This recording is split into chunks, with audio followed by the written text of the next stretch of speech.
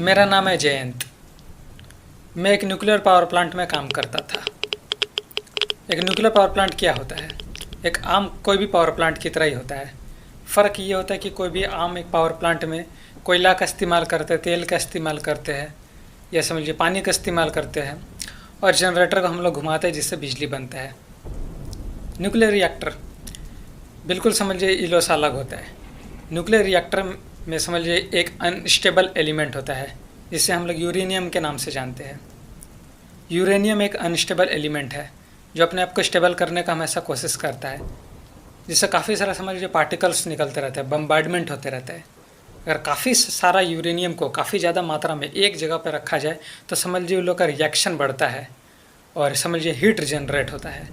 उस हीट का हम लोग इस्तेमाल करते हैं पानी को गर्म करने में, स्टीम बनाने में, और वो स्टीम समझ लीजिए आपका जनरेटर तक जाता है, जनरेटर को घुमाता है और बिजली बनता है।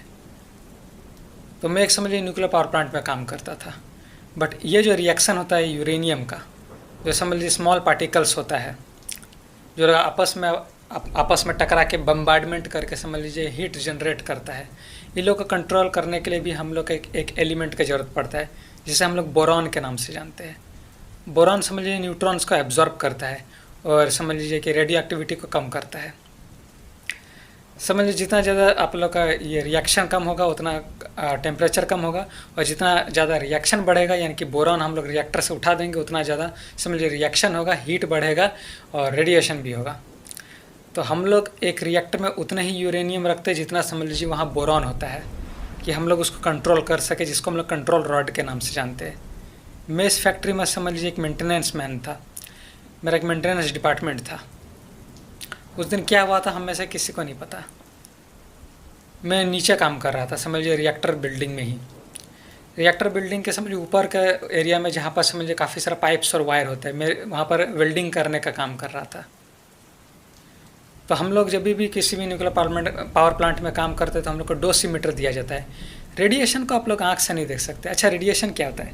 जैसे कि एक अनस्टेबल एलिमेंट होता है जो अपने आप को स्टेबल करने का कोशिश करता है, तो इसके रास्ते में कोई भी समझ लीजिए किसी भी तरह का एटम आता है तो समझ लीजिए उस पर असर करने का कोशिश करता है, समझ लीजिए कि उसका स्ट्रक्चर बदलने का कोशिश करता है।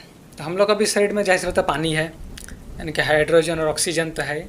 हम लोग का भी शरीर समझ लीजिए एटम से बना हुआ है। तो अगर हम लोग किसी भी रेडियो एक्टिव एलिमेंट के कांटेक्ट में आएंगे तो हम लोग को काफ़ी ज़्यादा नुकसान हो सकता है। डिपेंड करता है, रेडिएशन नुकसान करेगा या करेगा, डिपेंड करता है कितना है। ज़्यादा है तो ज़्यादा नुकसान करेगा, कम है तो कम नुकसान करेगा, बट वो नुकसान करेगा ही। इसलिए तो आप लोग देख लेंगे रेडियम का घड़ी बंद हो गया, रेडियम का स्टिकर बंद हो गया।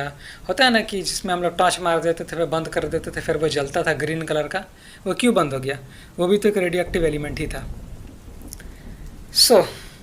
यहाँ हम लोग बिजली बनाने का काम करते हैं तो रेडिएशन को तो देख नहीं सकते, सिर्फ टेस्ट कर सकते हैं। मेटालिक टेस्ट आता है तो हम लोग को डोसीमीटर दिया जाता है जिसमें समझ लीजिए एक आवाज़ रहता है। वो आवाज़ से हम लोग समझ सकते हैं कि यहाँ पर रेडिएशन है, तो वो हम सब लोग को दिया जाता है। तो मैं अपने वेल्डिंग करने का काम कर रहा था। उस दिन रात का 9:30 बज रहा था, मैं अपना वेल्डिंग कर रहा हूँ, अचानक से देख रहा हूँ मेरे डोसीमीटर से आवाज़ आने लगा।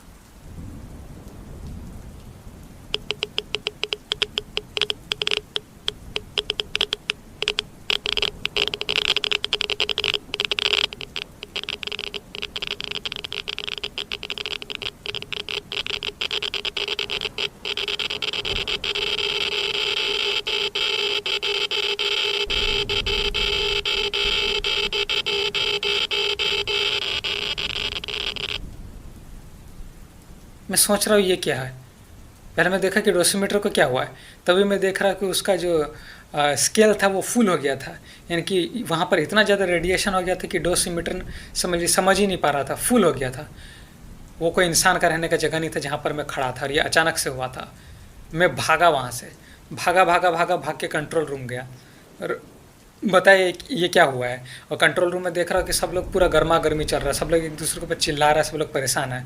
मेरे को वहाँ का सीनियर इंजीनियर ने बोला कि जाओ बाहर जाओ और अपने आप का डिकॉन्टेमिनेट करो, अपना बॉडी में पानी डालो। और सब लोग चिल्लाने का आवाज़ आ रहा था कि ये क्या हो गया, क्या हो गया।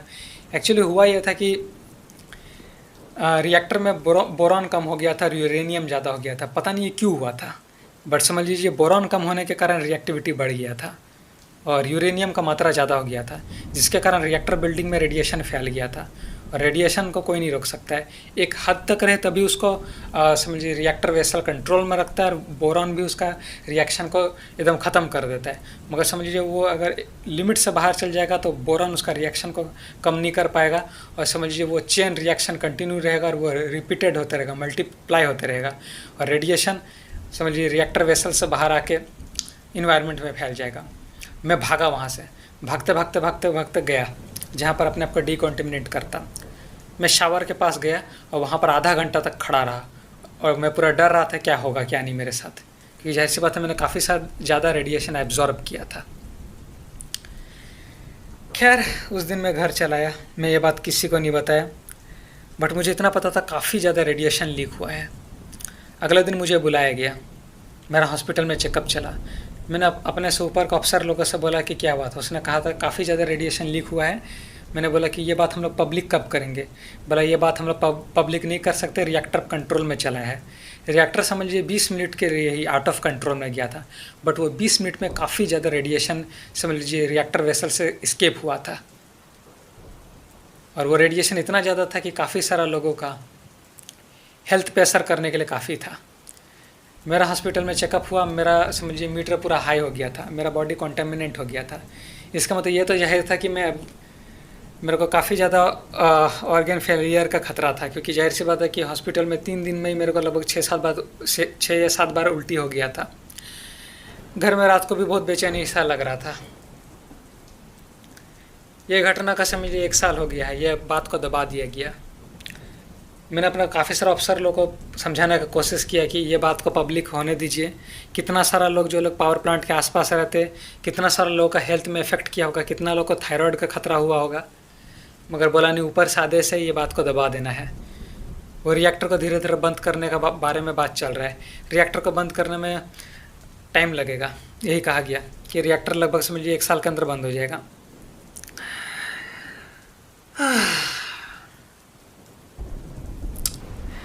रेडिएशन जैसे कि मैंने कहा कि कम हो या ज़्यादा हो, इससे कोई फ़र्क नहीं पड़ता, वो आपको नुकसान करेगा ही करेगा।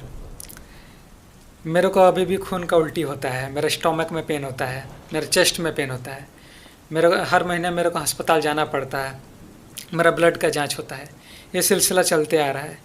मैं थक चुका हूँ, मेरा स्किन में रैशेस हो रहा है, मेरा हमेशा हेड पेन करता है। बट सबसे बड़ा इस बात का मेरे को गम है कि ये बात मैं किसी को बता नहीं सकता कि मेरे तरह कितना लोग का इस तरह का हेल्थ इफेक्ट पड़ा होगा। मेरा तो इलाज कर दे रहा है ये लोग, लेकिन वो लोग अपना इलाज कहाँ करेगा। धीरे धीरे करके कुछ ना कुछ वो लोग का हेल्थ का इफेक्ट पड़ेगा ही पड़ेगा, और बच्चा लोग का इसका असर ज़्यादा होगा। इसलिए मैं ये ऑडियो लोग को इंटरनेट में डाल रहा हूँ, बट मुझे पता है इंटरनेट में डालने के बाद मेरे को ये लोग छोड़ेगा नहीं। मेरे को कोई भी हाई प्रोफाइल आदमी जो समझिए कि ये सिटी को कंट्रोल करता है, इस देश को कंट्रोल करता है, सबसे पहले या तो मेरे को जेल ले जाएगा, उसके बाद हो सकता है मेरे को जेल में ही मार दे। और मेरा भी हालत ठीक नहीं है। मैं इस हाल में अपना परिवार भी कैसे बनाऊँ, और मेरे को पता है कि मेरा आने वाला टाइम पे और तबीयत ख़राब होगा। मेरा स्किन समझ लीजिए फट रहा है, ब्लड वहाँ से ब्लड रिस रहा है, ब्लीडिंग होता है। ये रेडिएशन का एक्सपोजर के कारण हो रहा है। इसलिए अब मैं वही करने जाऊँगा जो मेरे को बहुत पहले करना चाहिए था। इसलिए आप में से जो भी ये ऑडियो लॉग को सुन रहे हैं यांतार से, भाग जाओ यहाँ से। काफ़ी ज़्यादा रेडिएशन लीक हुआ था, और ये इतना आसानी से जाने वाला नहीं है। जितना एम्प्लॉय लोग था वो लोग का ट्रांसफ़र कर दिया गया, और सब लोग का मुंह को बंद रखने के लिए शायद वो लोग को या तो डराया धमकाया गया या पैसा दिया गया। मैं ये काम नहीं कर सकता हूँ। तो अगर तुम सुन रही ये बात संजना, तो मैं तुमसे बहुत ज़्यादा प्यार करता था, और जो मैं अब करने जा रहा हूँ उसके लिए सॉरी। कहाँ रखा था, ये रहा, मिल गया। आई लव यू मेरी जान, लव यू।